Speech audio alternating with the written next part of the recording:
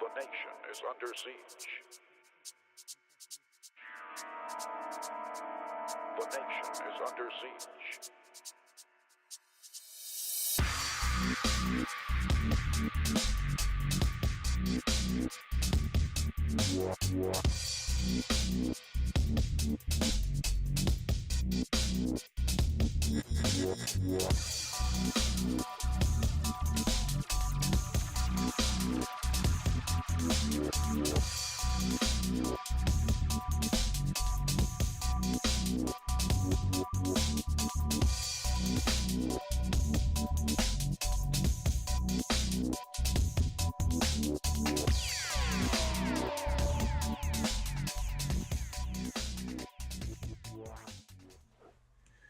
Well, good morning, good afternoon, and good evening, wherever you are. This is Divided We Stand. We are on YouTube and on Facebook. If you're unfamiliar with our channel, you can find us again on YouTube. There are quite a few Divided We Stands on YouTube, but this is the political one, so it shouldn't be too difficult to find us. We are not a monetized channel. We're not looking for anything from you aside your commiseration. In this age of crisis, we are under siege, and it looks like not only is the country under siege, but the world seems to be under siege right now.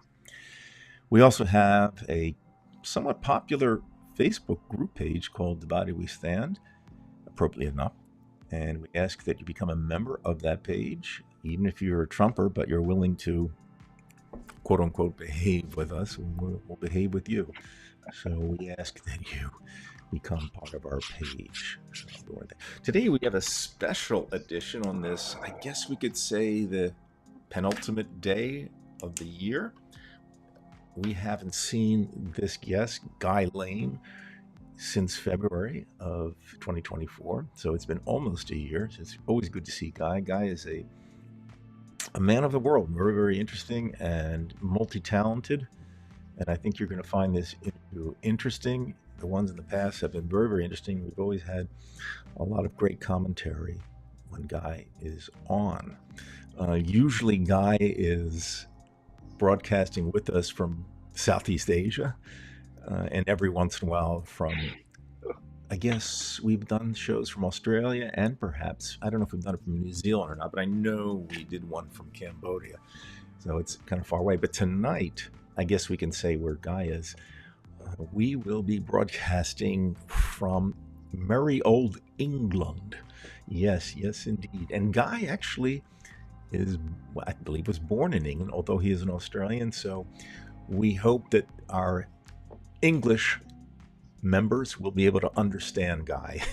So, but I think he can easily switch accents. So, without any further ado, I would like to introduce my guest, and that would be our Guy Lane. Guy, how are you doing? Very well, very well. From actually particularly sunny England today. There's no clouds and it's kind of bright but cold outside. Winter. That's right. Now, your I guess your latitude is probably somewhere close to where Hudson Bay would be, but because of at least currently, And because of the Gulf Stream, you don't experience really, really cold temperatures. That's true. absolutely. And also where I am is on the southeast, so we've actually got the English Channel, so we're not exposed to the Atlantic. We don't get those Okay. big storms. It's just relatively mild. You just don't get a lot of weather extremes in this part of the town. So you are in the southeastern part of England right now. I mean, actually, you're saying it's not in Wales, because I know Wales is kind of on the eastern side, or Uh, no, Wales is in the west, so west. Okay. I'm in Essex. It's on the coast, on the southeast. Yes. And if you look straight out from the beach, we're on the beach here.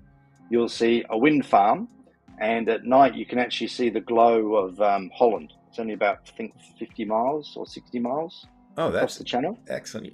Guy, I live right near Delaware Bay, which is again like maybe 10 minutes from here, but we're only about 3 miles from the state of Delaware, which is across the bay. And I used to fly my drone across to Delaware. But just as you said, when I would go to a restaurant near where I am, you could actually see lights from Delaware. So that's kind of a fascinating thing. And I guess once the commercial drones get better, the drone enthusiasts will be able to fly their drones back and forth in England to Well, various. absolutely. Yeah, Yeah. I'm going to, can I try this share screen facility? And absolutely, I'll show you, absolutely. I'll show you a map, a Google Earth. So in this one here, so it's now sharing. Can you see that? We are good. Okay, Can you see that? absolutely. Okay. Well, there's Let me just old get. I'm going to Blighty. get your. I'm going to put in. Let me see an overlay with your face, just so we can. Okay. Yeah. If I can here. You know what? I'm having a bit of a trouble here. Let me see. New camera overlay, and here we go. There you go. There we go, Guy. I think we're good. Okay. All right. So I'll just zoom in. So this little part of the world here. So this is London down here. You can see where I'm circling. Okay. So London's to the southwest, and then Clacton is this town right here. That's the famous Clacton Pier. The address of that piece of infrastructure is number 1 North Sea. True story. And I'm in here somewhere, and yeah, it's a pretty cool little town. It's got sand beaches, which is not always common in the UK. And out here, there's just hundreds upon hundreds of wind turbines, wind farm. Mm-hmm. So where there's wind, there's also waves. So is it a choppy sea there?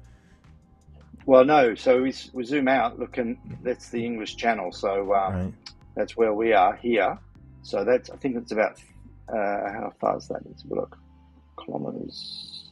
That's about 120 kilometers. Okay, to Holland. So what's that about? 60 miles or something. Yeah. And as you're saying before, so this part of the world has got the big ocean current coming up, the AMOC, the Atlantic Meridional Overturning Circulation, which brings a lot of heat from the tropics and keeps Western Europe relatively warm in the winters, compared to the similar latitude in, what would that be, Canada, where it's Right. down to -40 or something. Right.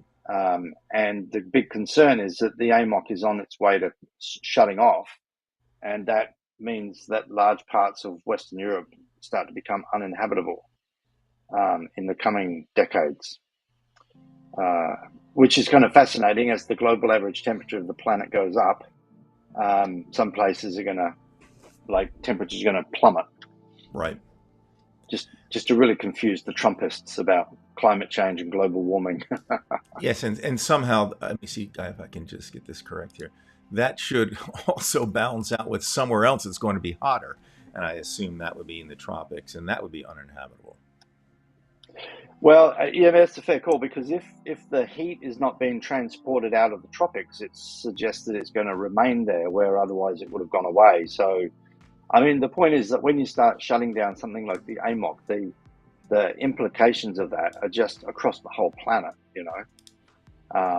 and this is one of these concepts in environmental science called what do they call it? There's a name for it. Telecommunication or something. This idea that something happens over here, that it has impacts on the other side of the planet, because everything's interconnected, either through biophysical mechanisms or through global trade or and so forth. So at the end of the day, most of the carbon is coming out of the United States and China, and yet it's Greenland that's pouring the fresh water into the North Atlantic, Right. which is going to bring the cold weather to Northern Europe. It's all interconnected in these complex ways that the scientists are trying to get their heads around. But it's not looking good. I mean, every aspect of this environmental frame that I've been studying for the last 25 years is just getting to this point of, I don't know, everything's steadily getting worse. And whilst there are some good signs here and there, if you were to do a review of the year from a sustainability point of view, every year we get closer and closer to seeing some serious, at the end of the day, human population continues to go up. At some point it's going to stabilize, and at some point it's going to come down. Right. Right. You have always discussed this idea, and I mentioned this word crisis, that we are basically in crisis mode in terms of the environment. Since last speaking with you, are you any more pessimistic or optimistic since that time? I sort of neither one really. I just have I feel that I have clarity about what's coming. So there's I've reconciled what seems to be coming, and if anything, we're really just on track. And so everything's sort of playing out the way that I understood it was going to play out. We haven't made any substantial efforts to reduce carbon emissions, so we continue to put 50 plus billion tons of CO2 in the atmosphere. The UN Treaty on Plastics collapsed a few weeks ago, so we're on path to basically doubling plastics production over the coming years. And there's already 10 million tons a year of plastic finding its way into the ocean. Microplastic and nanoplastic is now found in all the organs of the human body. Every cubic meter of the biosphere is now contaminated with plastics and all of the toxic crap. And so everything just keeps getting, it's like the pressure cooker. The pressure's getting higher and higher. And we are yet to see anything fundamental that actually changes that balance. There are social movements starting to crop up, like the Extinction Rebellion movement, which is kind of like had a big surge back in 2018 and 2019 when it was conceived, but then the COVID stopped all of that stuff, and that hasn't really reconstituted. And there's like Greta stuff, that Fridays for the Future, that's huge, input from the public. But at the end of the day, the public haven't got the force of numbers to make any meaningful challenge to the insane sociopaths that run the world so badly. Right. And so they continue to run the world badly, you know. We were discussing in our last show, maybe 2 shows ago, Guy, we were talking about Extinction Rebellion very briefly, and I had mentioned that I said part of the problem, at least from my state of tune, is that, at least in the United States, I can only speak for the country I have grown up with, is that problems arise and are solved generally through politics. And of course, this is a political channel, and I know you are well versed in politics too. Do you feel that there is any possibility of political change? I know you've said that you only need a certain number of people to create change. You don't need to have everybody on your side. But do you have any feel or insight into possibilities of positive political change, and despite what has happened in the United States, in November? Look, I think part of the problem is as the temperature and pressure increases inside the pressure cooker, those conditions tend to lend themselves towards more right of centre governments and make fascistic ideas more appealing to more people. So the mega trend, if you like, is basically skewing off to the right, which is not going to help anything, given that ideology and that worldview is so focused on maintaining status quo, particularly around fossil fuel consumption. So I don't know where in the world there is a political movement is going to arise that can sway that. Maybe in China, actually, in as much as they have like a much more of an authoritarian command and control economy. One of the stories that I heard was when the Chinese realized that the aquaculture industry was ruining the coastal ecosystems with all the nitrogen pollution and the damage that they were doing to mangroves and so forth with cutting these prawn ponds. They basically implemented overnight this legislation that required everybody to basically adopt an ecosystem-based approach to managing the prawn farms and practically resolved the problem overnight. And China's now producing like the electric cars just hand over fist at ridiculously low prices and very high quality. That's what I heard too. They're doing very well in Russia. I know that right now. Yeah. So it's possible. I think the theory is that we'll just stumble through. But the idea that somewhere there's going to be this flowering of brilliance and then the world all turns towards that, I just don't think it's going to work like that. I think that the elite have got too much control over our democratic processes to allow anything beautiful to come out through that avenue. And really, this is at the heart of the work that I've been doing, is that my insight 8 years ago was that the climate and ecological crisis was actually a spiritual problem of humans, and that if we could approach the climate and ecological crisis through the lens of spirituality and understand that, then spirituality is that driver that will drive people to go harder and faster than any other motivation. And that's really the work that I've been doing, is just to try and understand that, and then frame that into a context of what I call the worldview, a Vita worldview. And the idea is that if you have enough people that have got that driving motivation to protect the ecosystem, because it becomes a spiritual aspiration, that they'll go further and faster than your average guy on the street who may be doing it because the scientists say this and it's a rational frame of reference. Right. And we look at 8 billion people on this planet, and there are many, many, for want of a better expression, spiritual people who believe in God or gods or whatever. And of course, people like myself who don't. But I know that you discussed very well how, I guess, religion had morphed from religions of nature and then moved to God. Perhaps you can explain that to people, why you feel that the spirituality is so important and where we should move with spirituality.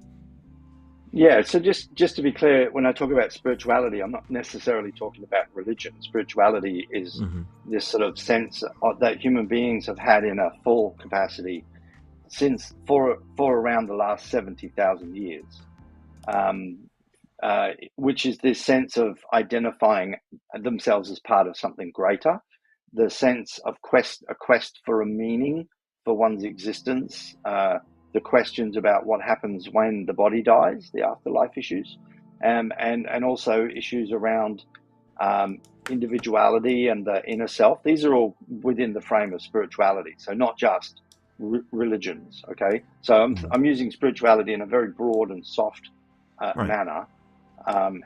And Veda has a registered religious institution, which by necessity, by definition, in Australia where it's registered, calls for a belief in a supernatural, which is like your God thing, Hmm. which ties into the spirituality because of this quest to be part of something greater, right?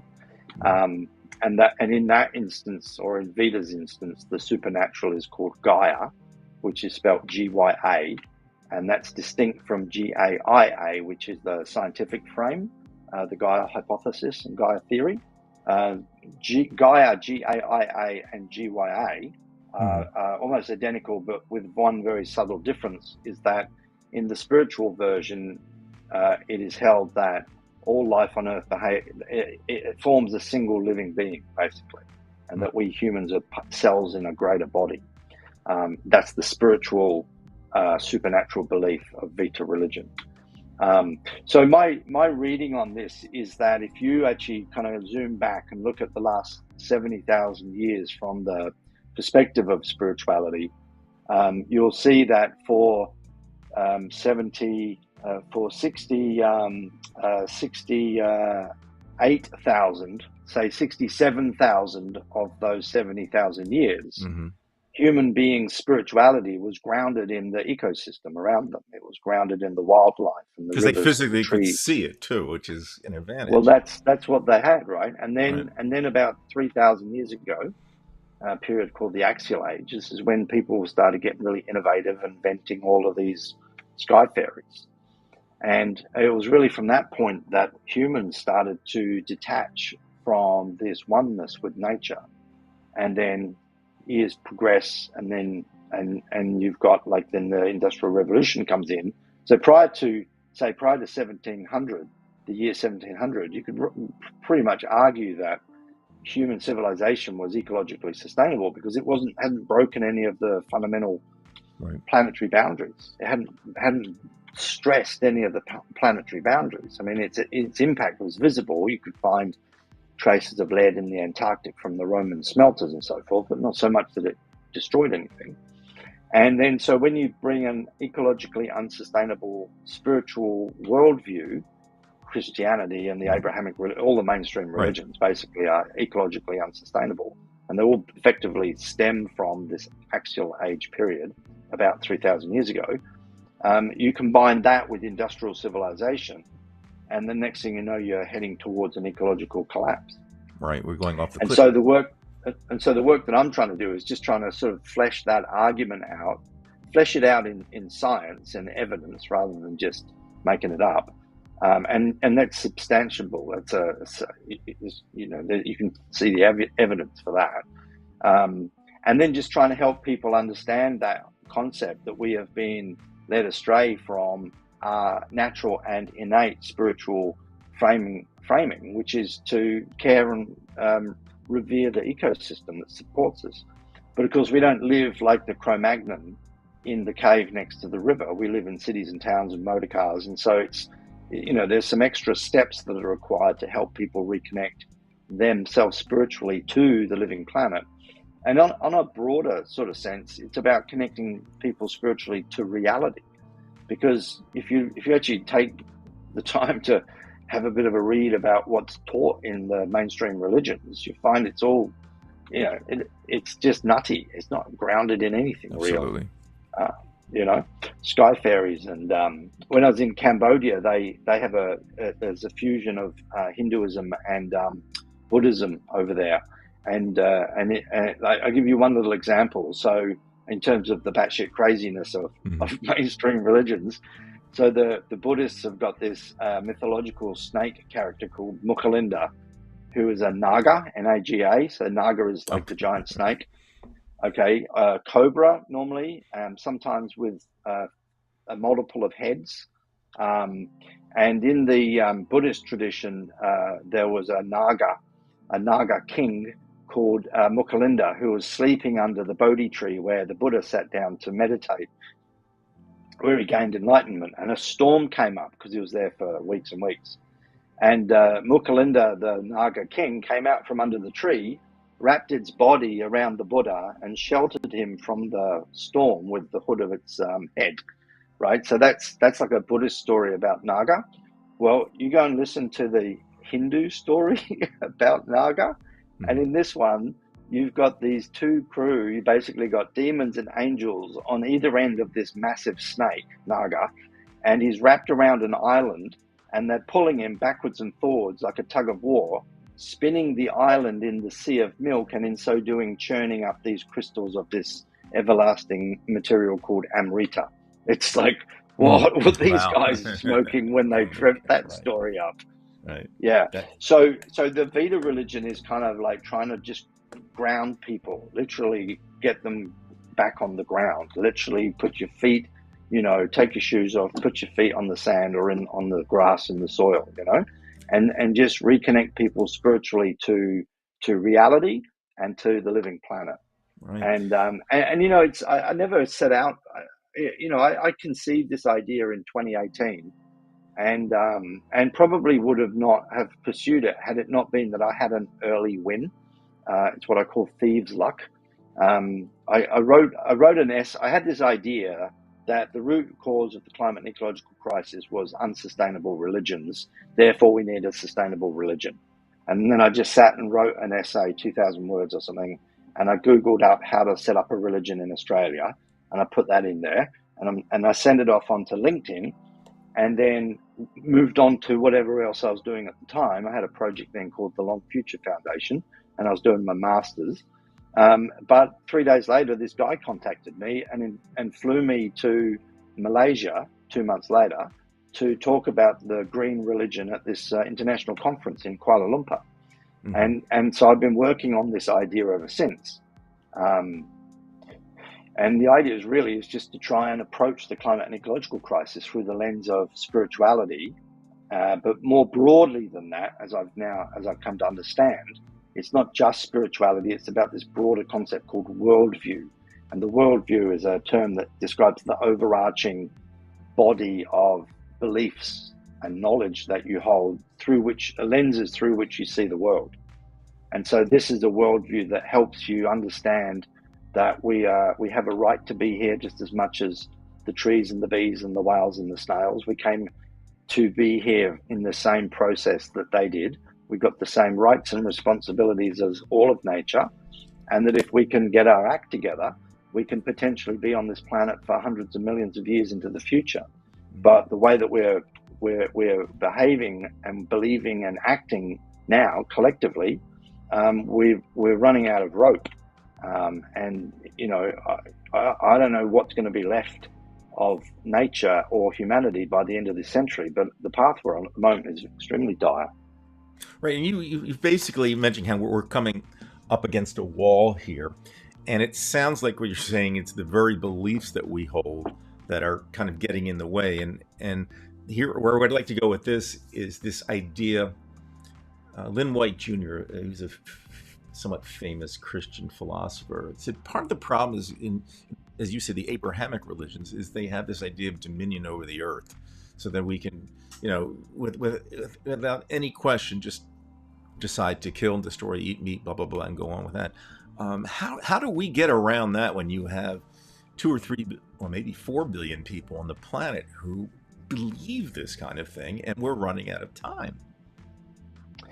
Well, it comes back to this idea that you don't have to have 99% of the public on board a good idea for that idea to hold sway. So that's part of the reasoning.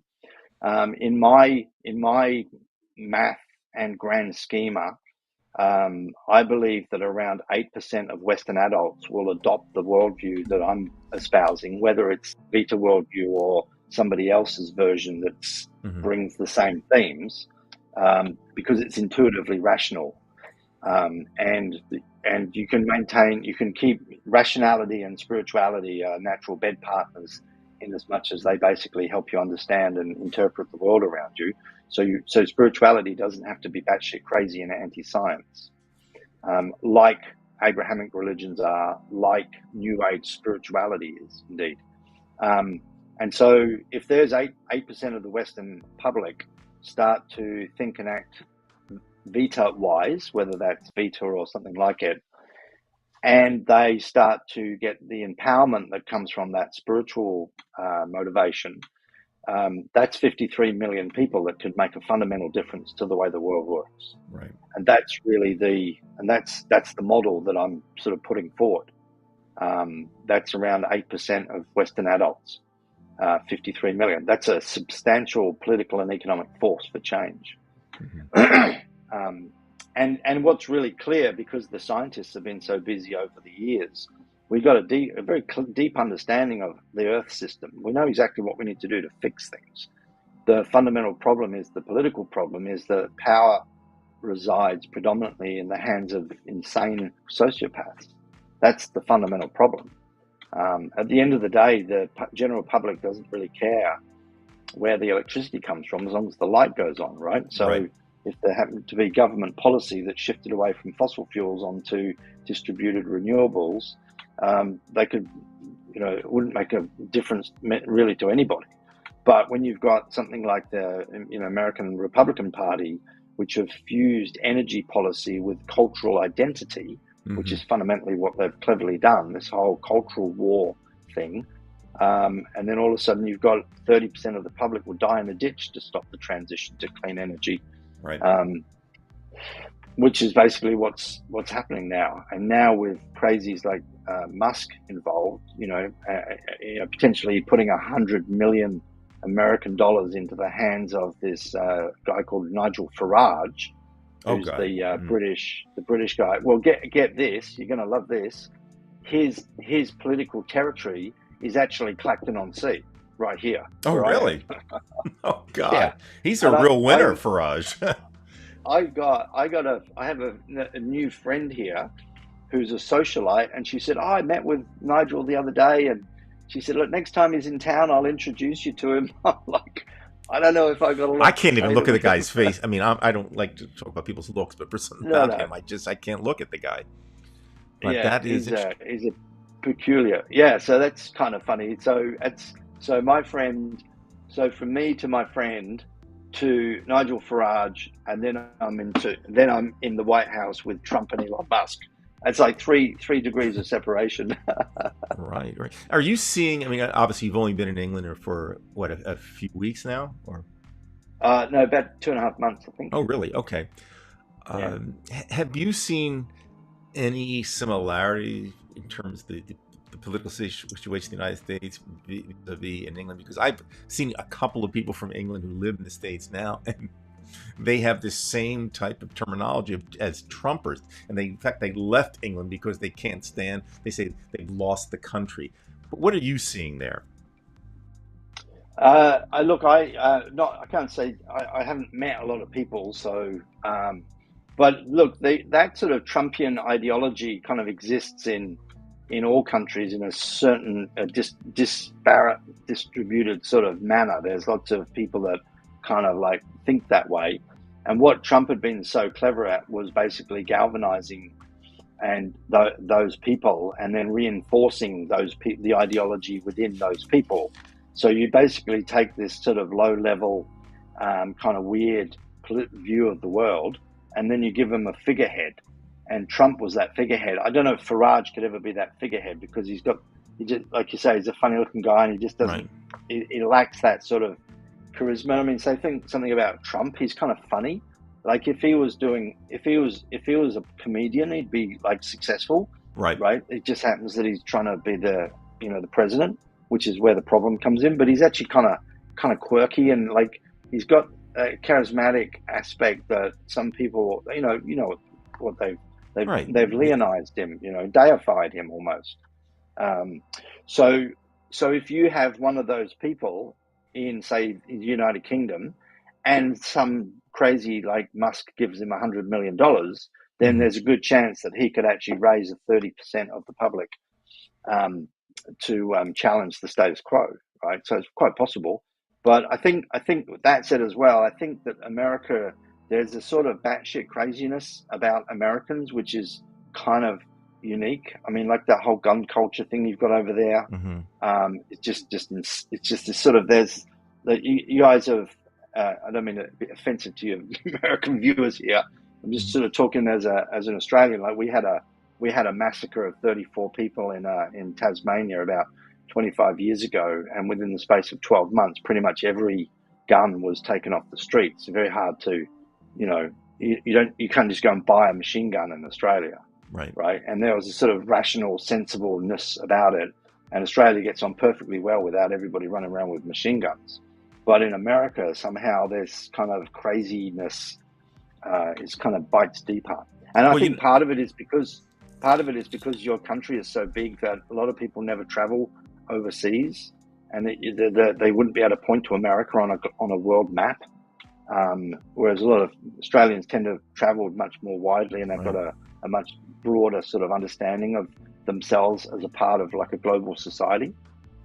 Well, we were mentioning, at least I mentioned on the show last night about Carl Jung, and Carl Jung had said that the psychology of the American is crazier than, he didn't say crazy, but he said very, very difficult to understand compared to the rest of the world. Now, we could argue that's because of how our industrial society advanced, and we have things like marketing and whatnot and propaganda. Although that can be found around the world, the United States is kind of like the original, so to speak.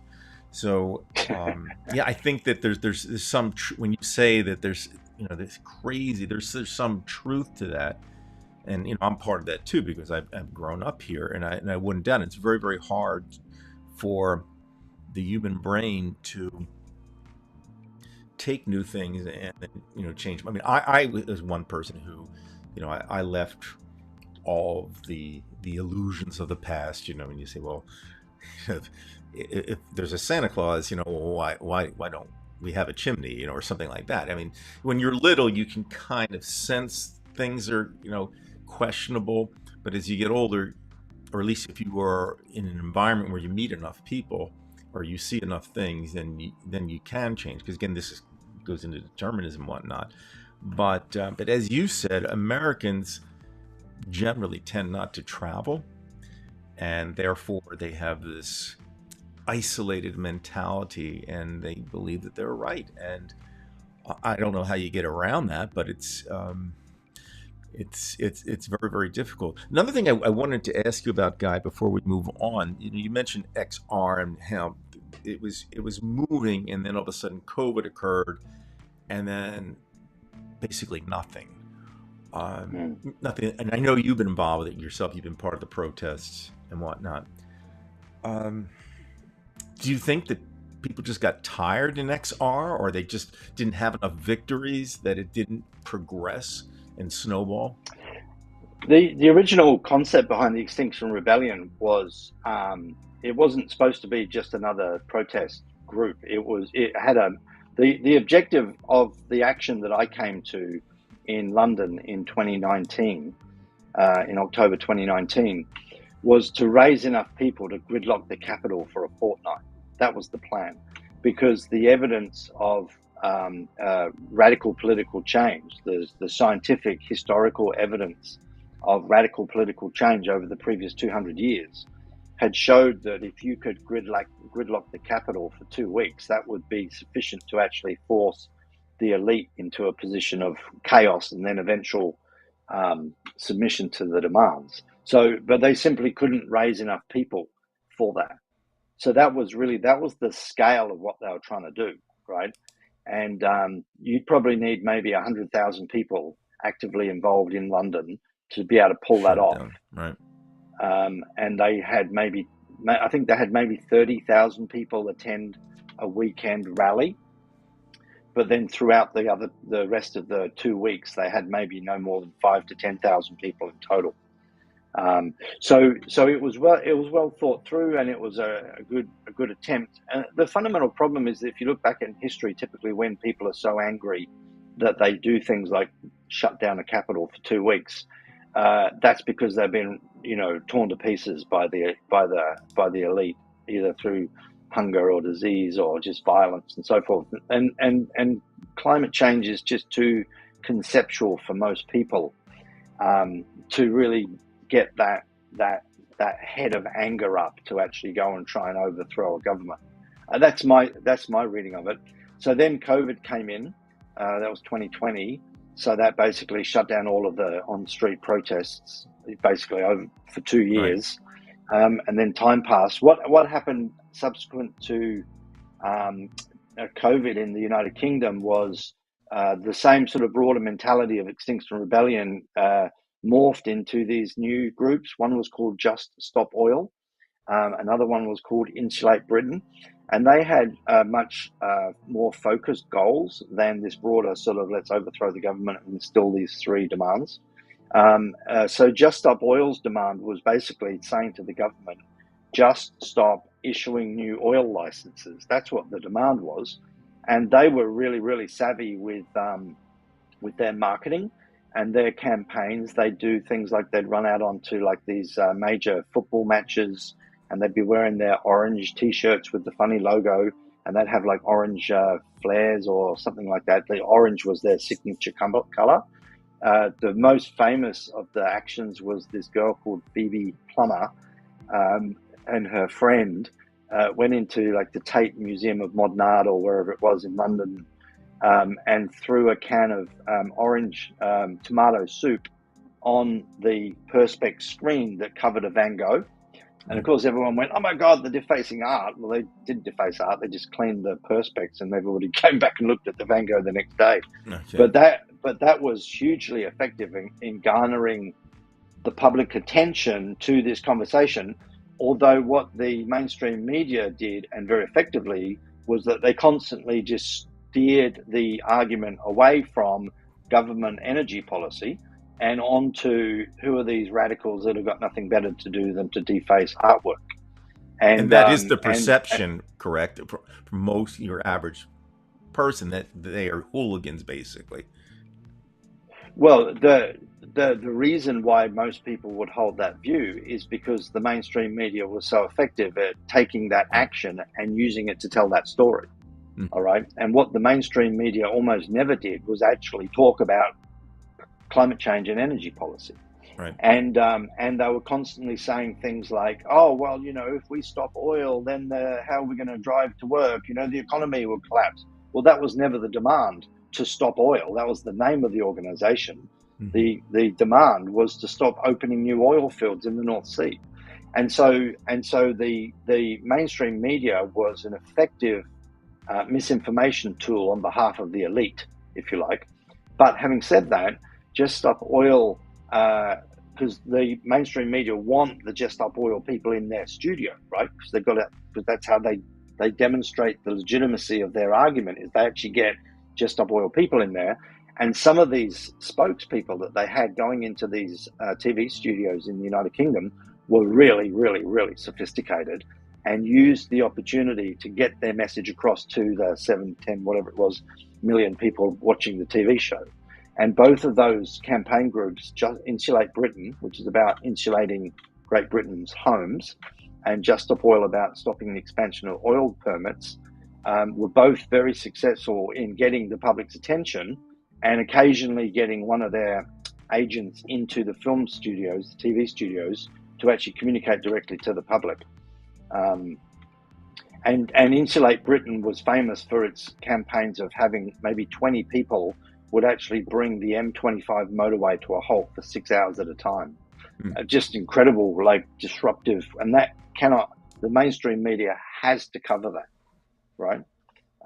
And this is kind of like this increasing sophistication of the protest movement as an agent that's trying to draw attention to the fact that the elite is basically sending us to our extinction. Basically, they're not out there. Like, the elite aren't sitting around saying, let's kill off 50 million people. Right. The elite are saying, let's make money from fossil fuels. Right. The end result of which, it's not entering their mind, that type of thinking. They're not, they're looking out for themselves.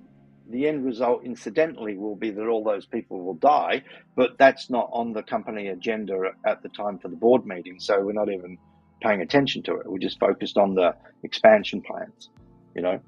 And if you look at it if you look at this whole scenario from the perspective of Earth system science, it may as well just be sitting here with a gun against humanity's head, where what we're doing to the Earth system, which is the life support system for everything that lives on this planet, we're basically pushing the planet back into a phase known as hothouse.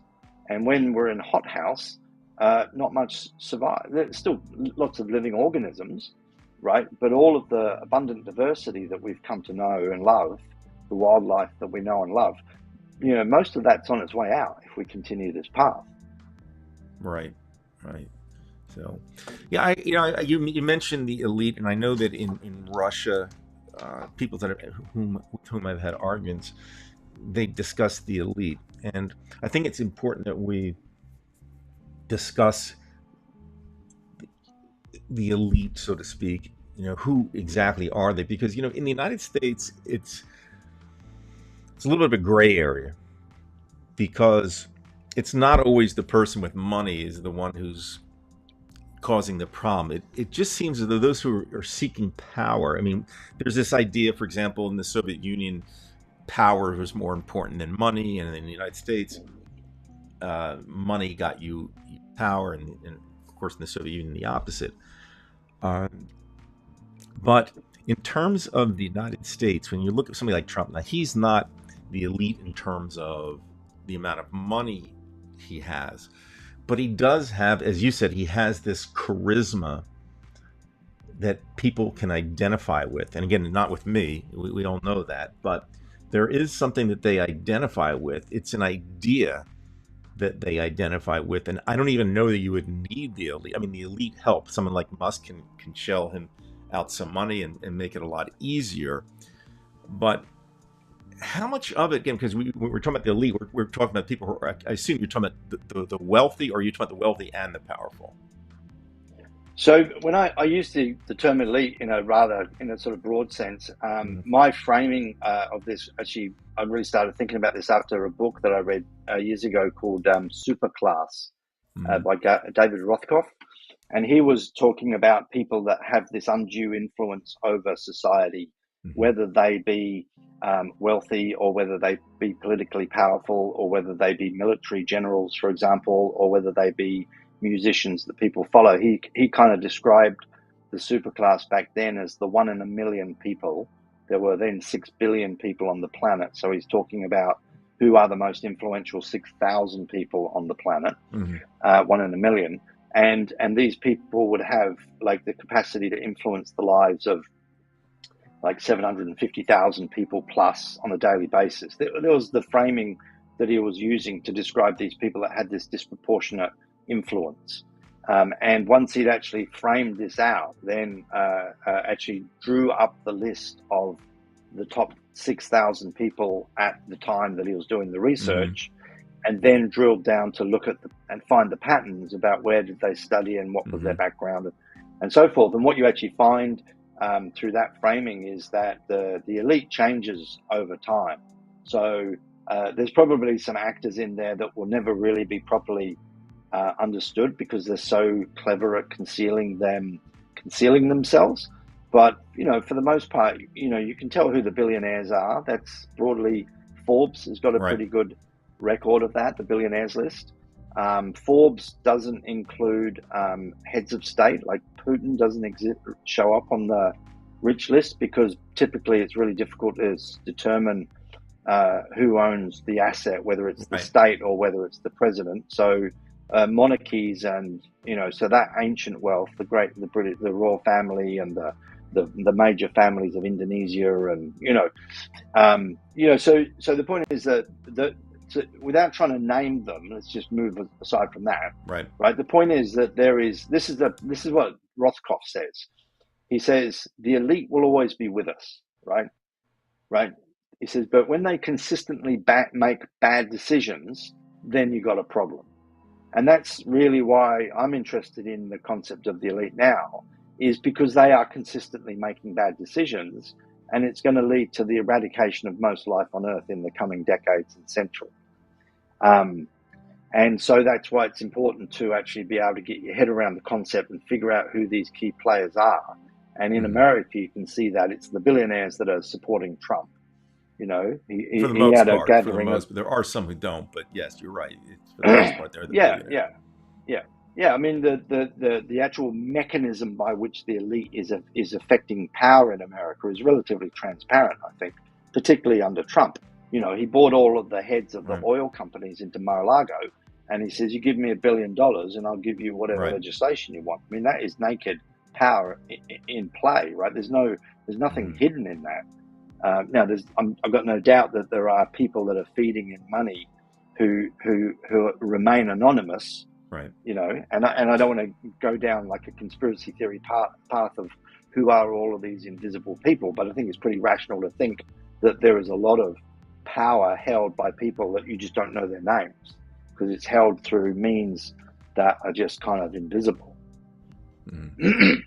Right, because I'm glad that you clarified that for us, because I think that's something that never really gets discussed in depth and granulated in terms of what do we mean by elite, because we just simply say, well, somebody who's rich and they're the elite, because not all of the wealthy do behave that way, but many do, and they do work in their own best interest. But the irony, as I see it, is whatever you want to say is the instrument of getting people to be on your side when you are the elite.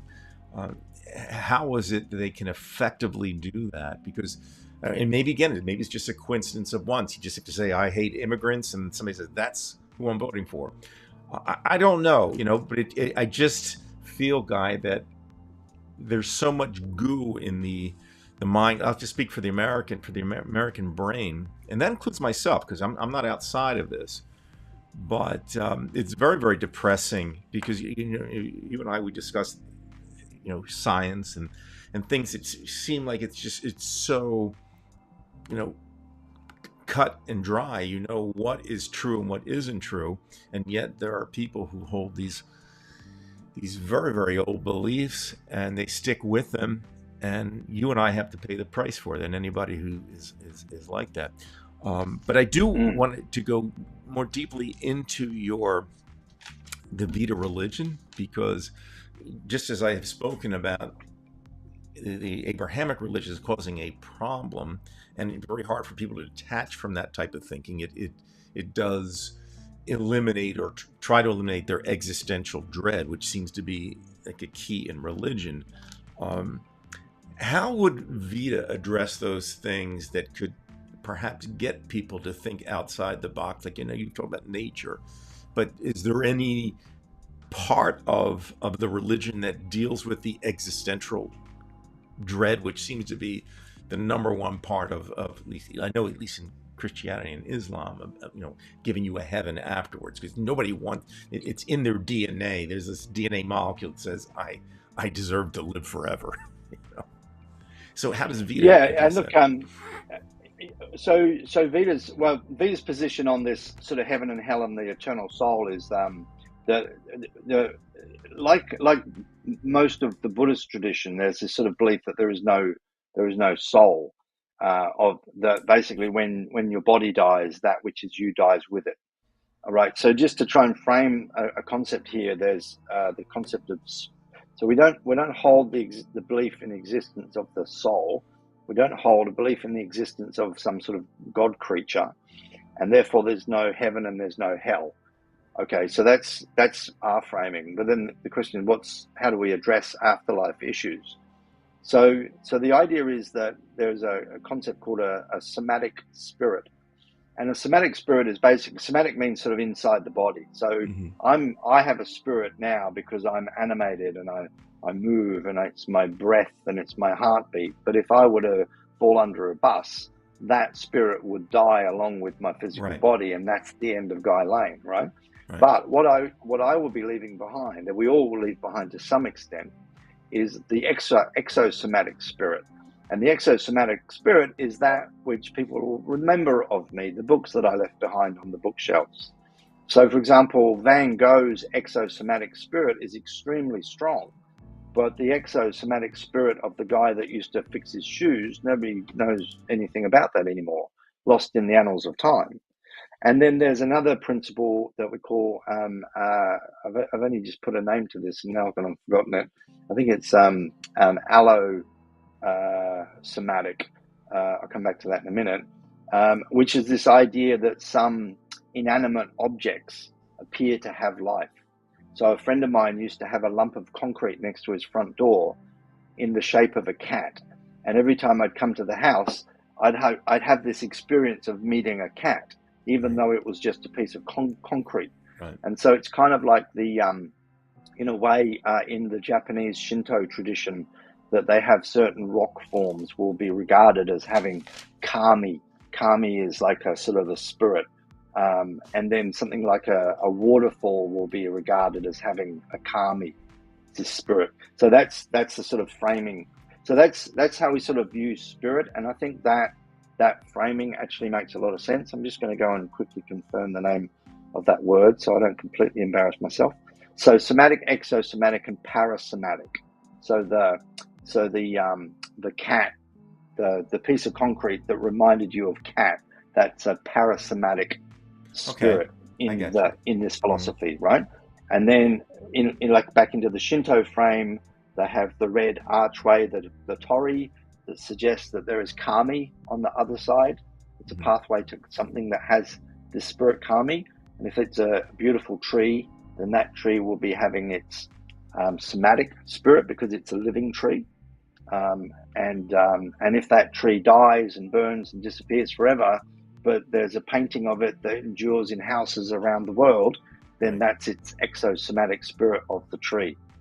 And I think that the framing of these three concepts of spirit actually fills all of the space that you need to fill in that conversation. That's extremely interesting because myself, I've thought, at my level of thinking, I think at least some of what you're saying is, and you'll forgive me if I make a mistake, so you'll correct me if I'm wrong, is that there are things that we do that can push us into the future. Just as though, the people who have made the inventions of the past have, in essence, they're still living with us because we're benefiting from the determinism. Again, I keep talking about determinism, but it does seem to resonate with the idea of, okay, you're not going to be a physical being in the future, but you can put yourself in the future, even if it's not by name, but by effect. In other words, if you do something that's very positive, that thing lives on. For example, I'm a teacher, and while many of my students will probably forget my name 20 years from now, those things which I have influenced them upon will still live. So it's not the best thing, but as you said, and you said it right off the top. And for those of you who might be thinking, well, this is kind of weird spiritual kind of thinking, but in reality, you said that it's rooted in reality. I mean, everything that you're talking about. This is not some spooky type of thinking. You're actually trying to, I don't want to say quantify, but it is steeped in reality in a certain sense, because there is there is a future for us in the future, even though we're not here. So when I was in Cambodia, I did a trip up to this place called Kulin Mountain, and the tour guide took us to this place, and he started talking about Hinduism versus Buddhism. These are the two major traditions in Cambodia, and the way he framed it was that the Hindus have got the belief in this pantheon of gods, right? Mm-hmm. That, and the example he gave was, if you're a Hindu and you wanted to have a new car, then you would go to a temple and you would pray to Vishnu and ask Vishnu to intervene in your life for a car to somehow appear, right? Whereas the Buddhist would go, well, let's go and figure out what car I want and how much is it and what are the payment plans and where am I going to get the money? And they'd engage in reality rather than engaging in this wishful thinking that there's some being on the other side of the cloud is going to, help make things happen for you. And in Buddhist terms, I think the term for that is called dependent origination, which is this idea that things happen because something happens before it, right? So things don't just happen because God wills it, things happen because something happened beforehand, Right. And it's just that grounding in reality, and having and if you're trying to understand reality, and then something like spirit comes along, the idea of spirit, the idea of some sort of essence of something, if you like, then you've got to think through how might you frame that idea using rationality and logic, rather than just some sort of like totally abstract concept like, oh, we've all got a soul that lasts forever and ever and ever, when the whole concept of lasting forever and ever and ever needn't actually make a lot of sense if the universe actually stops expanding and then contracts, right? Because then time will disappear. So it's like trying to just ground a spiritual philosophy that actually makes sense, in my view, gives you a much better chance that you won't do something stupid, that you'll make rational decisions, and particularly if it's grounded in the reality of the ecosystem, which is the life support system. Right. Now, you mentioned a few things here, too, that I noticed in my notes here. One of your directors was arrested from Vita Sapien. What happened with that? So Vita Sapien is a registered charity. The structure that we use requires a minimum of 3 directors for normal, business. You can get away with 2, but we can't make board decisions with 2. So if we've got 3, then we're able to function. If we need to do board stuff, we can do that. So Bill has been with me from the beginning. He's in Sydney, and Nick came on board in 2022. And Nick, I met Nick through the Extinction Rebellion, and just recently there was a big environmental protest action north of Sydney in a town called Newcastle, which is, I think, the largest coal exporting port on the planet, and they've got these massive like Supermax tankers, not Supermax bulk carriers, that come in, load up with coal and steam off, to send it around the world. And they had several thousand people come out and do activities in kayaks adjacent to this shipping channel. And on one particular day, some of the protesters actually went and ran interference on the proper operation of the port by paddling into the path of this massive ship. And there was 170 people arrested over the few days. And director Nick Veton Minister was one of those arrested. And he sent me this email saying, look, this might be a problem because, registered charity. And I said, don't worry about that. You'll be getting a ringing commendation from the chairman, but I will be making clear that getting arrested is not part of your official duties as a director. That's interesting. I don't know if you heard the recent news reports, because you're talking about these tankers with coal. Black Sea, we have that war going on between Ukraine and Russia, and I guess you could include North Korea now. So a tanker splits in half, it's leaking oil, and the Russian government's decided to do nothing. And I know there are volunteers that are trying to clean that up. I'm not asking you to comment on Russia per se, Guy. This isn't really the broadcast for that, but we see that in that part of the world, it's almost worse than Trump in a certain sense. Like, it doesn't seem like they give a damn about, the Black Sea, as much as it's a large sea, it's not that large where a tanker can't screw up the entire ecological system. So, have you heard about that? I saw it briefly. They were saying that I think around 6,000 or 8,000 tons of oil, which is not a huge amount of oil by any means in terms of like big spills, but that really depends in part on the coastline that it interacts with and the sort of ecosystems there. Sometimes the small amount of oil can do a right. Well, there is a royal. problem with the coast because that, as you know, Russia is such a cold country in comparison to the rest of the world that one of the places that the Russians go to, the average Russian, they go down to Sochi and to Yalta because that's their warmest area. I mean, most Russians cannot leave, especially now, can't leave the country. So that was the place that they would go. And the problem is now that oil has gotten along the beaches there, and right. So the war came home to the Russians at last. Right. I mean, it just shows the type of person that Putin is that he hasn't made any comments about it. They haven't done one thing to try to clean up the mess, and that is very, very depressing. Incidentally, the largest, I believe I'm correct here, if it's not the largest, then it was up there in the top 3 or 4 largest oil spills ever, was actually deliberately let by Saddam Hussein during the First Gulf War. Right. They opened up the spigots of these oil fields around Kuwait, I believe, right, and basically flooded the Red Sea.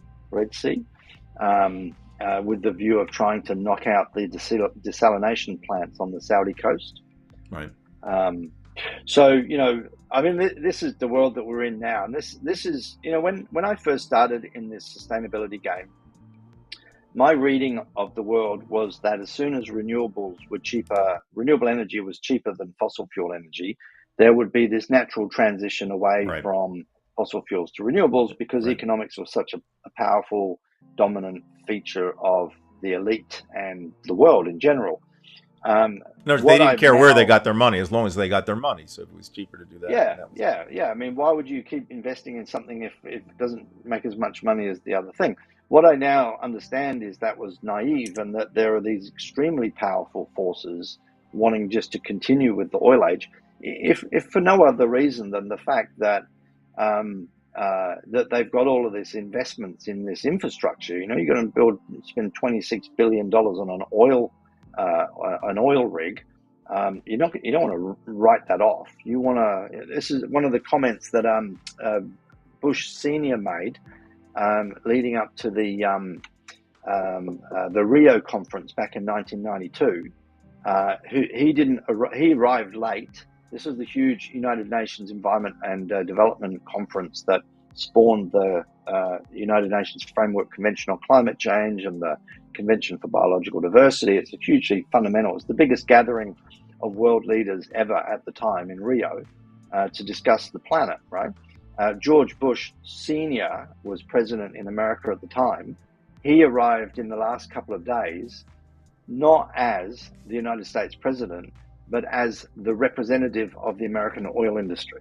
And he says, regarding climate change he says, we are not just going to write off $400 billion worth of infrastructure, right? And that's part of the problem, is that there's all this infrastructure, it's making money, everything's going fine, just shut up talking about the climate, everything's dandy. Even though they have known, right, since the 60s, we now know the 60s, previously we thought the 70s, that the oil industry had been funding scientists to just check up on this thing. And the information that the scientists came up with back in the 70s was, you got to get off these fossil fuels. You're going to destroy everything. Abundantly clear. And in one of the graphs, actually, this is in Exxon New, there's like there's a court case around this. And you can actually access this report, this scientific report funded by Exxon.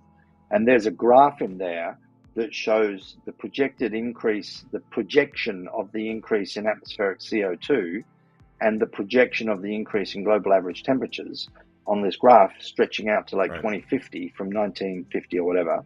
And if you actually go and do your homework and check out the Keeling curve and the latest data, they got it spot on. Absolutely spot on. So we're never going to see 400 again, that's for sure. If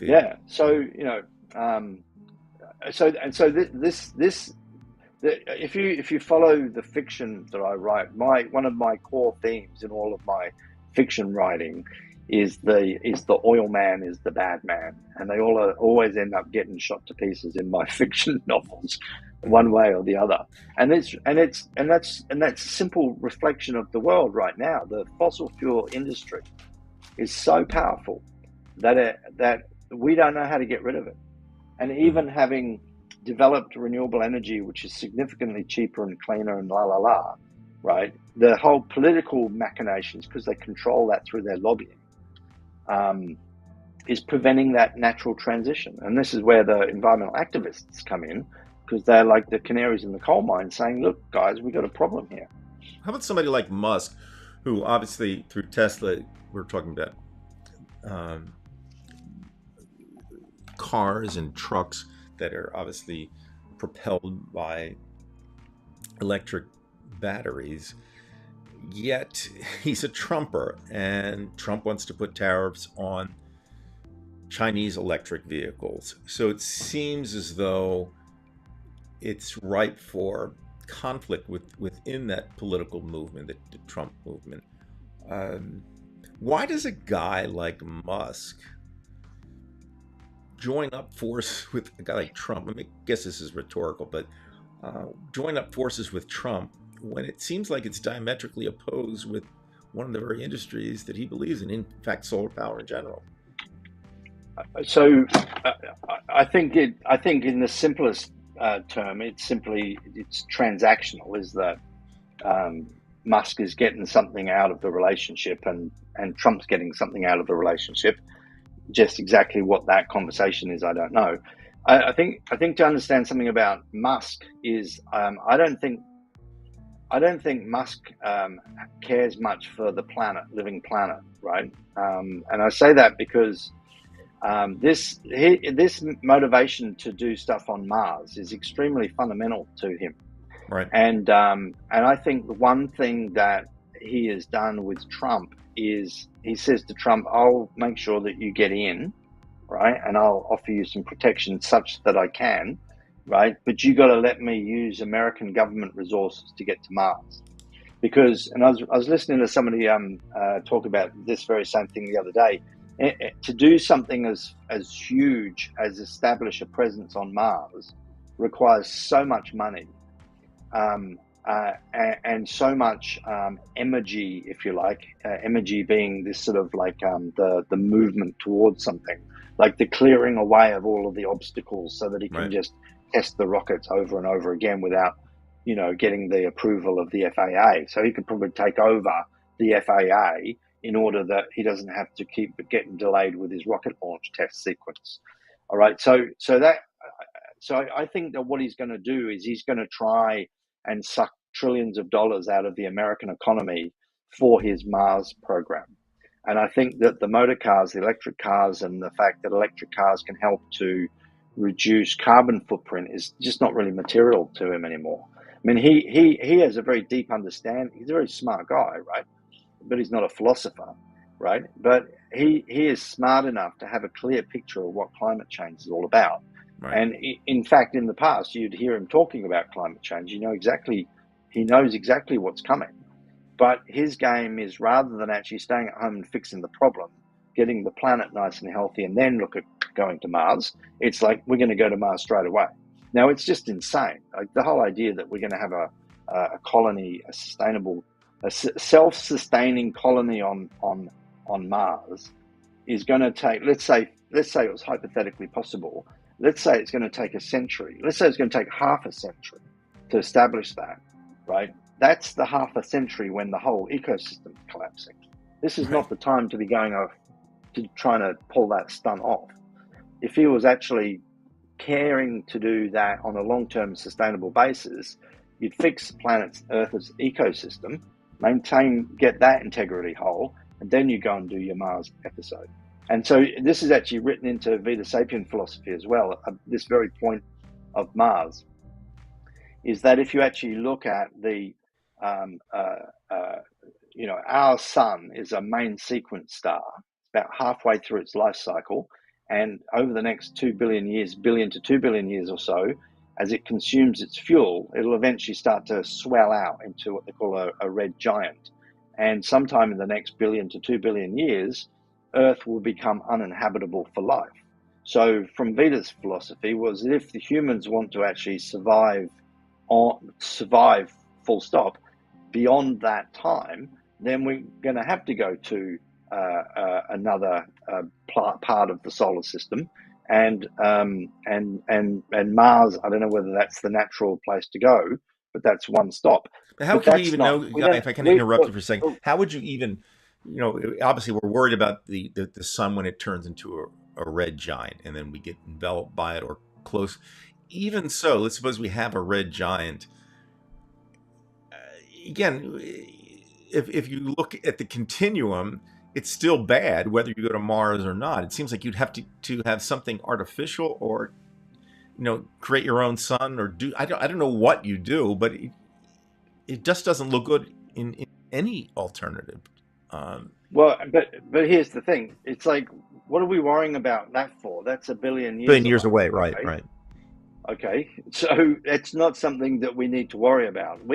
The model, the Vita Sapiens model, is that if we can get through this Anthropocene crisis, this modern era issue, this century predominantly, right, and stabilize and regrow nature and pull 1 trillion tons of carbon out of the atmosphere and just resolve these issues around nuclear weapons, because that's existential. If we can resolve this new issue, because the AI has got existential risk as well. If we can manage all of these existential risks and actually have a planet, a civilization that isn't on the brink of blowing itself up in one of 10 different ways, okay, then we've got plenty of time ahead of us to be worrying about how to establish an outpost on another planet.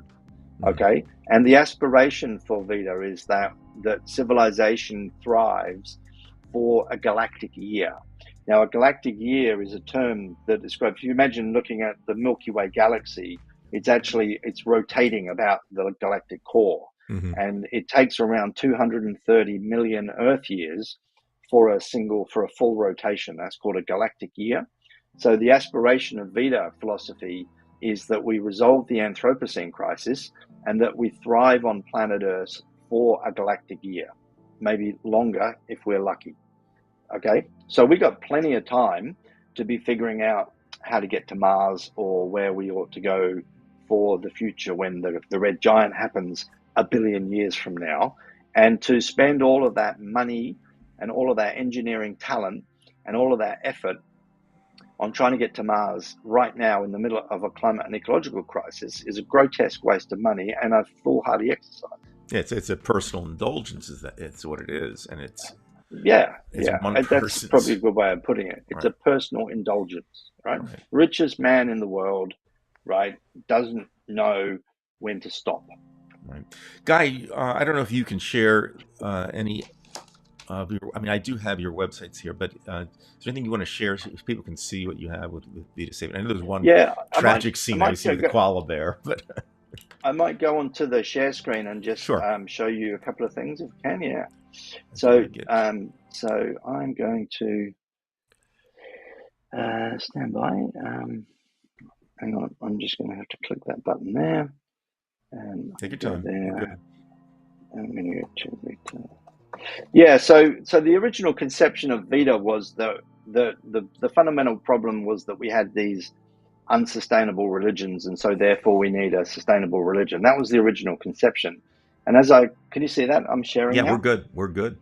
Yeah. So as I've sort of worked through that idea, what I realized was that the framing was too narrow, that really we were looking at not just religion, we were looking at philosophy, sustainable life philosophy, and then this word worldview and spirituality. There's all of these different ideas clustered around that sit under the umbrella called worldview. So the dominant body of the work is Vita Worldview, but that said as well, there is a registered religious institution, and in Australia where it's registered, a religion is a belief in a supernatural and the acceptance of canons of conduct that give effect to the belief. And so in this religion, there is a supernatural, which is Gaia, as I mentioned before, which is basically an adaptation of James Lovelock's idea of Gaia, G-A-I-A, which is the idea that the living organisms on planet Earth behave in a manner to actually maintain the conditions suited to their own well-being. So the plankton, for example, create the clouds that maintain the temperature of the ocean to keep the ocean the right temperature. And so the idea of Gaia as a spiritual, supernatural being is that Gaia is actually a single organism that lives on Earth. Now you're saying that, and that we the GYA is a single organism. You're saying, or the GYA is a spiritual belief that all life on Earth is a single living being, that we ourselves in her greater body. All right. Now, I happen to hold that view. I see myself as a component part of a greater body of life here, and I view what we are doing to the ecosystem as an extension of what is of myself. Okay, so that's the spiritual belief, and then there are what we call the quests, which is our name for canons of conduct, and these are 12 separate frames. For example, live with earthity, which is really this idea of being a good cell in the body, being a good neighbor. Vita mission, which is basically a specific part of your life that you devote to looking after the interests of Gaia, and so forth. So there's 12 quests, and then as a grounding sort of philosophy is the secular Vita worldview, which is the little booklet that you can download for free here. So those three pieces, Gaia, the quests, and Vita worldview, basically form the core parts of Vita religion. This page here basically has just got a sort of outlines the Vita worldview philosophy, but just in a simpler form. And then there's just other bits and pieces that you'd expect in a good old religion, like there's music, and there's a Christmas celebration, which is like the sustainable non-Christian version of Christmas called Vitmas, and so on. So that's the work that I've been doing. Will AI have any part of Vita religion at all, or? Yeah, well, I've been using AI a lot, actually. I'll just go back to it. Stand by. Which button is that? Stop. Oh, we're still sharing. Okay. Yeah, we're good. Okay, hold on. So we go here. So, like, for example, this image is an AI generated image. This is the Vitan version of Santa, is called Vitanta, and shows Cool. up in animals that grow a green and white plumage around the season. And the creatures actually communicate with the humans, and they allow the humans to understand what's going on in the world of nature. This lovely lady here, her name is Viviana, although I'm spelled a name wrong in this one. So she's AI generated.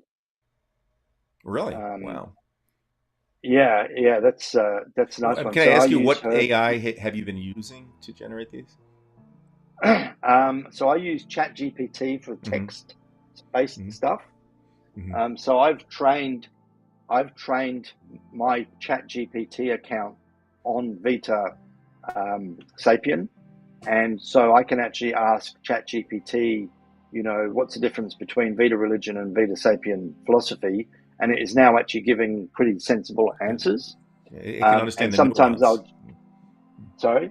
The nuance. I mean, it can detect the nuance between. Yeah. No, it's pretty phenomenal. It's scary. It's like a human. It's like a super fast human that doesn't argue. And also for the music, I actually got I prompted the ChatGPT with the keywords and key ideas, and gave it a narrative structure for the music, the lyrics, and it generated the lyrics like in about 2 seconds, and then I just went through and edited the lyrics.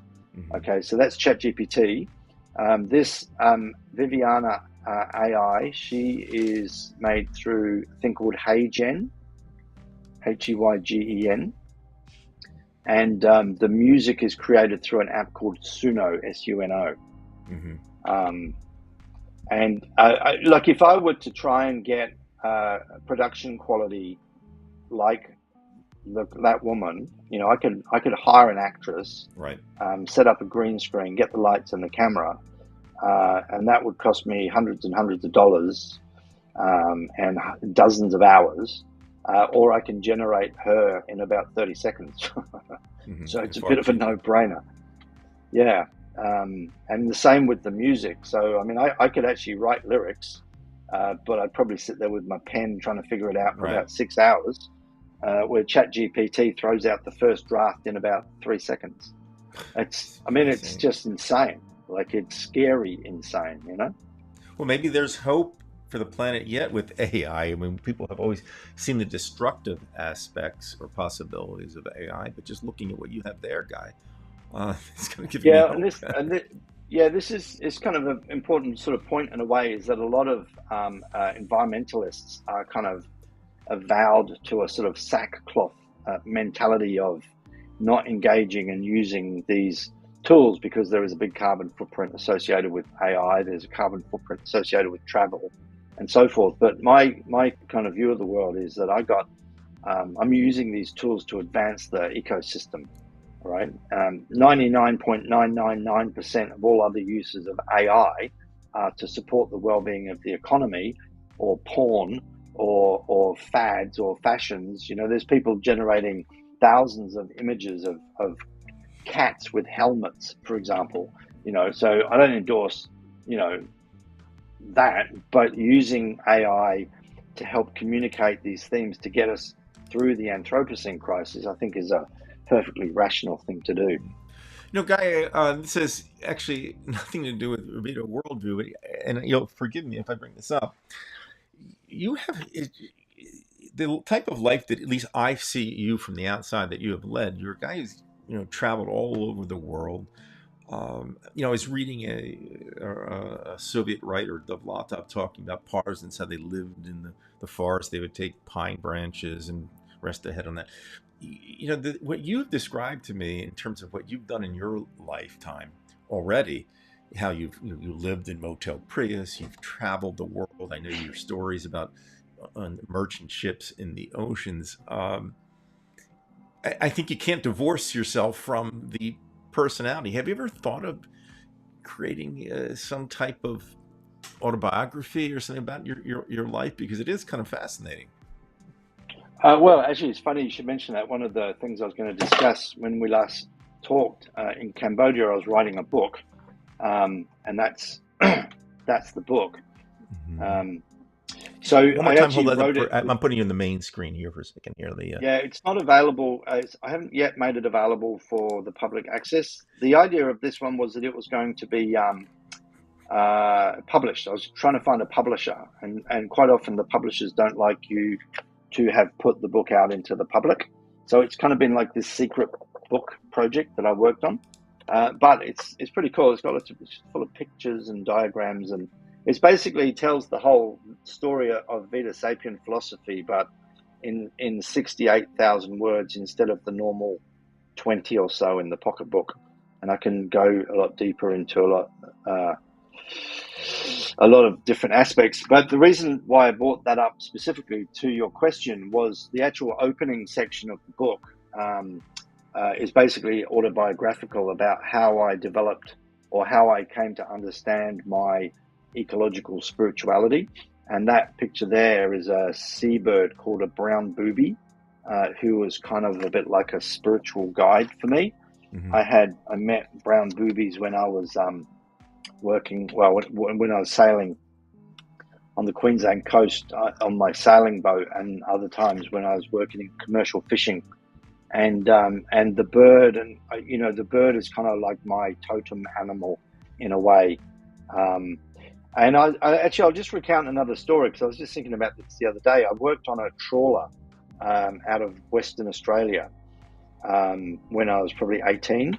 And you work through the night. It's a prawn trawler. The big nets come up. They drop all of this steaming mass from the seafloor on the tray, and you sort the prawns. You basically go through all of there's fish in there. There's like sponges. There's corals, soft corals, all sorts of stuff. Right, the mountain of wildlife. And you take the prawns out, and then you scrape all of the what's left down the chute over the side of the boat. It's the middle of the night. You've got this huge halogen lights burning down, spilling over into the sea.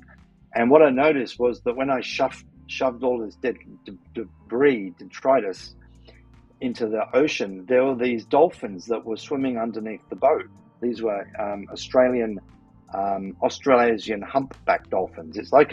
It's a bigger version of a bottlenose, and it's not quite as pretty. They're a bit kind of lumpy looking. But there was like 4 of them or so were swimming under the boat, and as soon as all of this stuff went and splashed into the water, they'd rise up, they'd come into the light, you see, and they were looking for the lizard fish.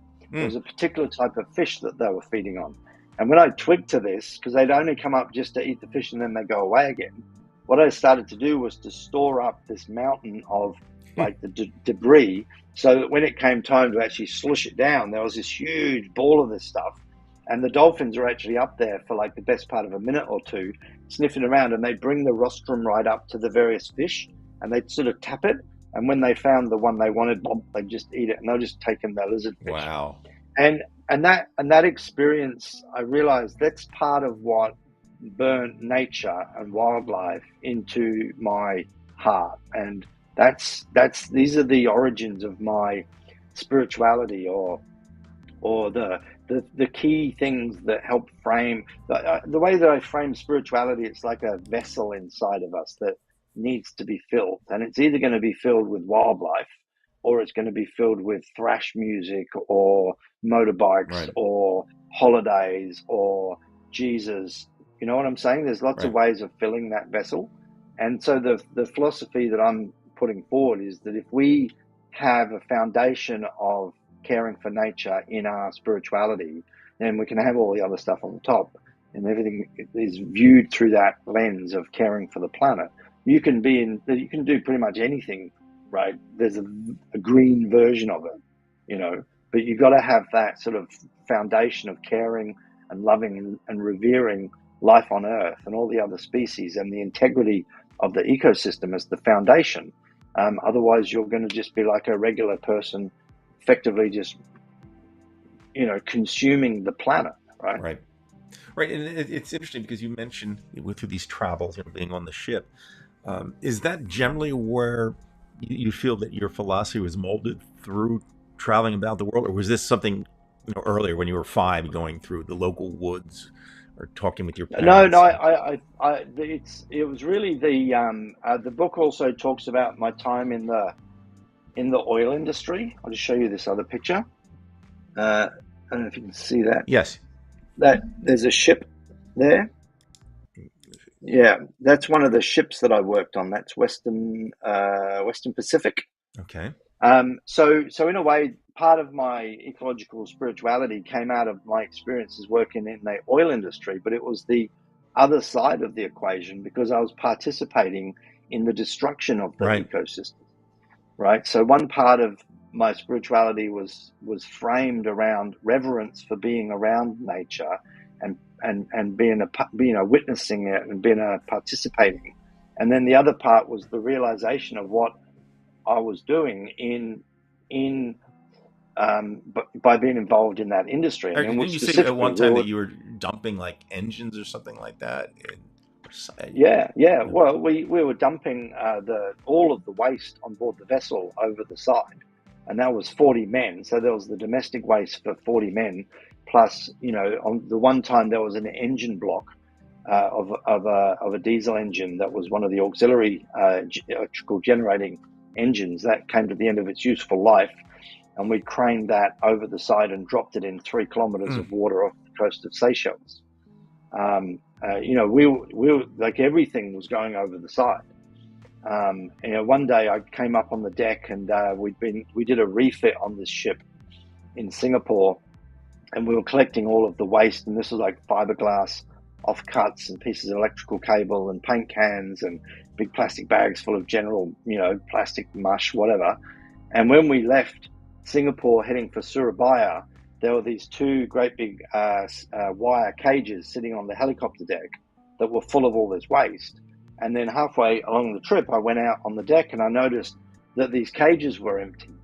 And I said to the crewman, I said, what happened to all the stuff that was in the cave? He said, last night we throw away. He says, it's okay. He said, we put in plastic bag first. Okay. It's a putting plastic I'm like, back. well, that's all right then, isn't it? That's all right. I got, Actually, I, it's not that I, funny, but I, I found on that ship, the Western Pacific, there was a waste compactor unit, right? And it wasn't working. And I got somebody to check it, and it was a fuse. So we got the fuse, we got the machine going again.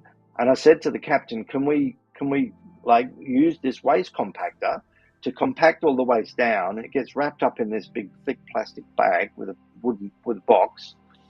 And then we ended up producing about one of these a day, right? It was like a meter by meter square. okay. And these things were lined up alongside the deck. And the captain said, look, I don't like this arrangement. He said, I can't just keep having these things, we don't know when. And so one day we pull up at this island in Indonesia. This is in the East Java Sea, north of Bali, where we're working. And I look out the porthole, and they've got the local natives come out in the outrigger canoes, all right? And they've been gifted the black boxes, and they're paddling away with the box full of domestic and industrial trash from the ship. Wow. Okay, and then I left the boat and came back on another ship, and there were two of these boxes sitting on the back deck of this little rig tender that came to pick me up to take me back to the mothership. And we left Surabaya, and we're heading out into the straits there. And I watched one of the crew walk down the back of the boat and kick both of these things off the side, over the side, into the wake. And that's what they were doing, right? That's what they were doing. And there is now 10 million tons a year of plastic trash going into the ocean. 10 million tons a year, right? And that plastic breaks down into smaller parts. These creatures eat it, but they can't digest it.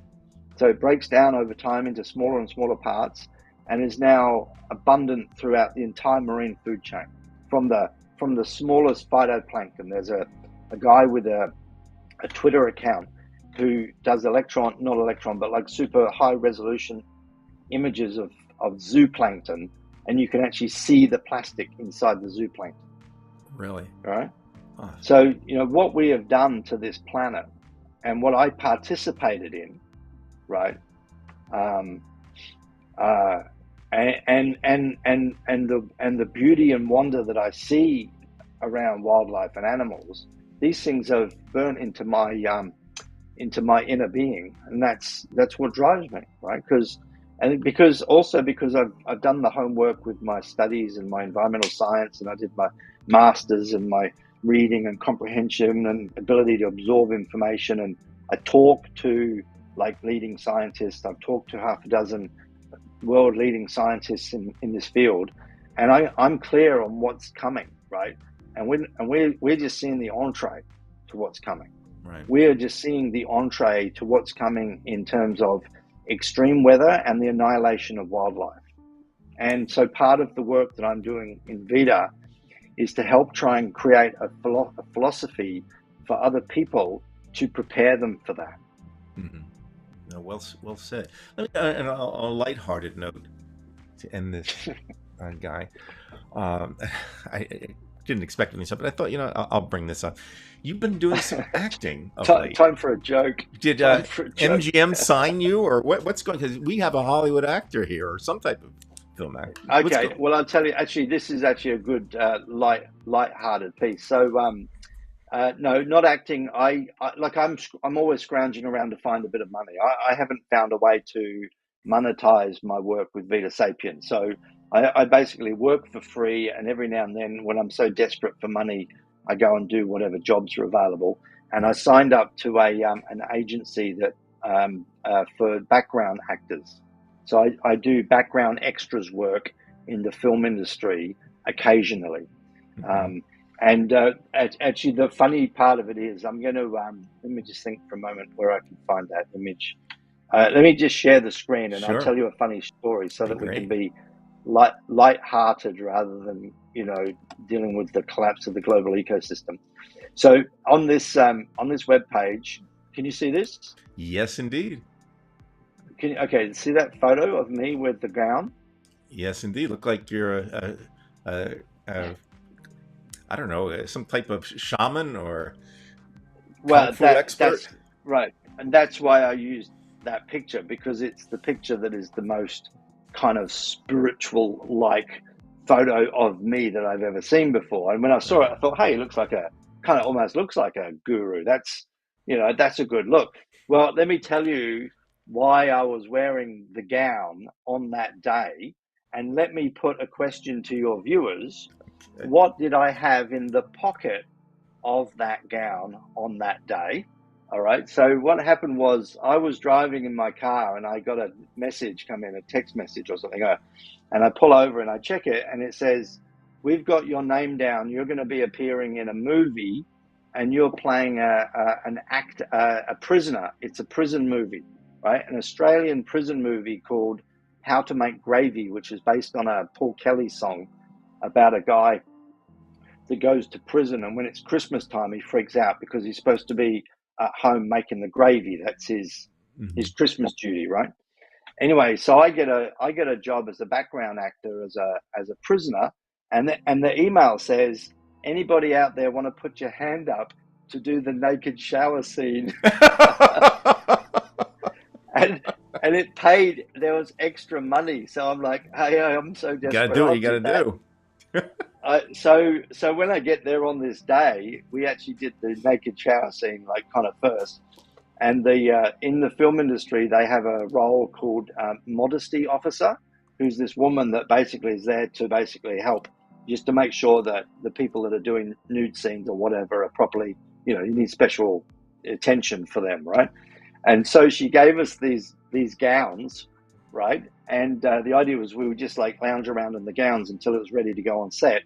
And she also gave us a thing called a modesty pouch, which is basically like a sock with a drawstring that doesn't work, that you put your wedding tackle in, so that when you're standing there naked, you've got this sock thing hanging off your willy with a little piece of that dark brown tape that once you put it on, it takes off every hair within a quarter of a mile.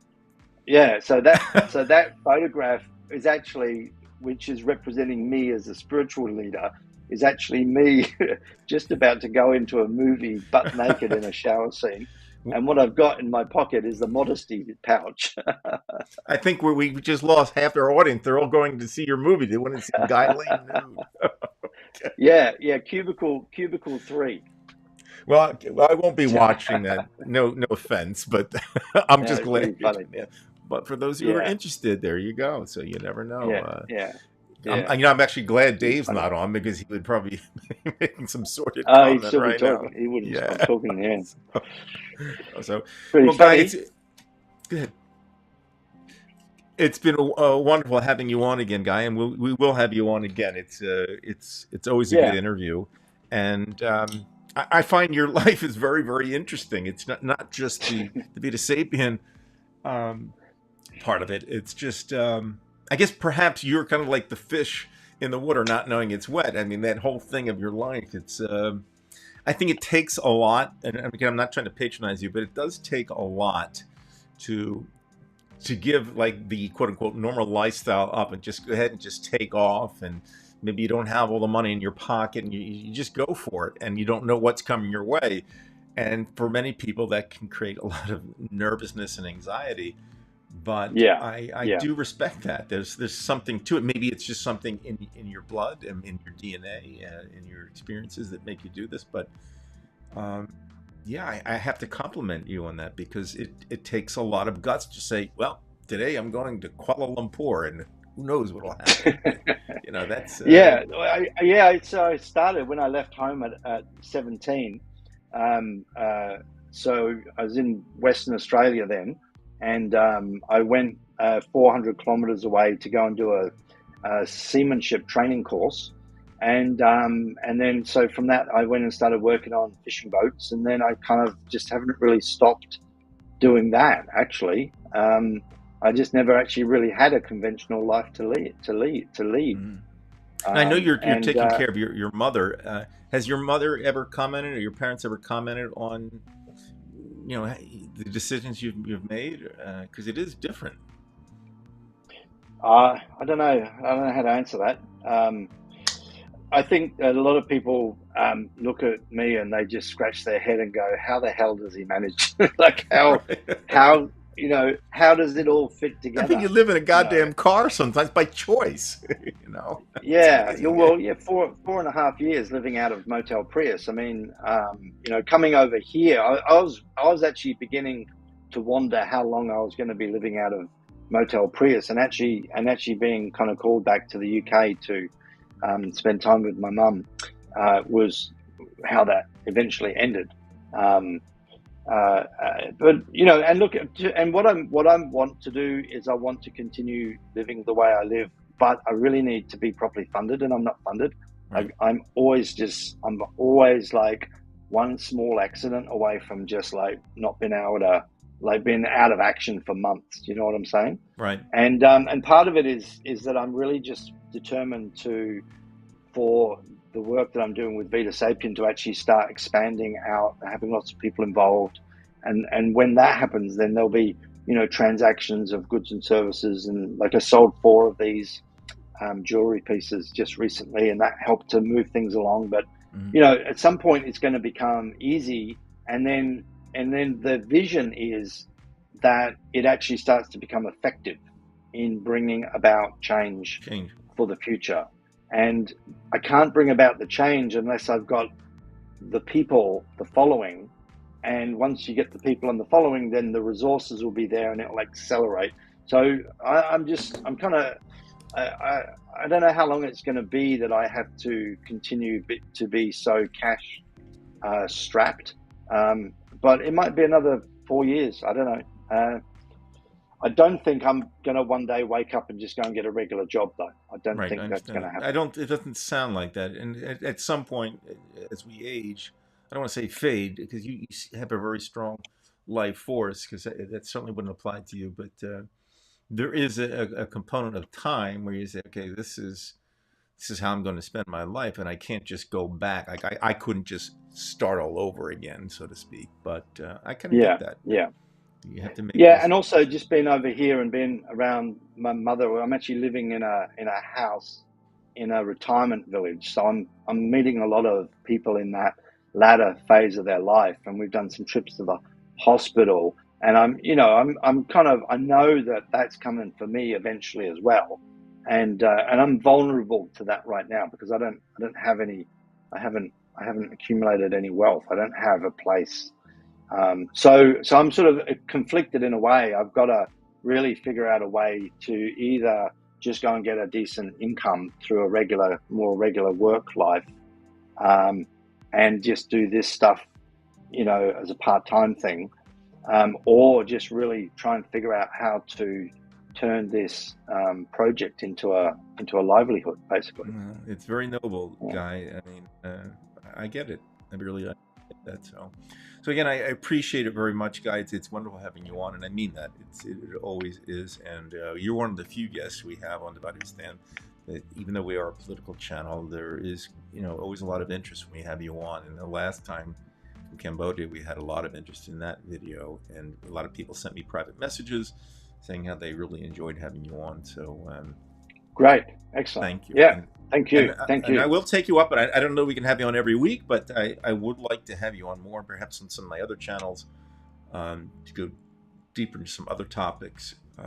Sure, I absolutely. find it fast. And by the way, I had a friend who did that acting kind of thing, and I think that's really cool. I mean, I know it's obviously it's not a steady income thing, but getting involved in film, because that's one thing I do. I do love film, and I think that's it's really a great thing that you're doing. Even if it is for money, it's fine.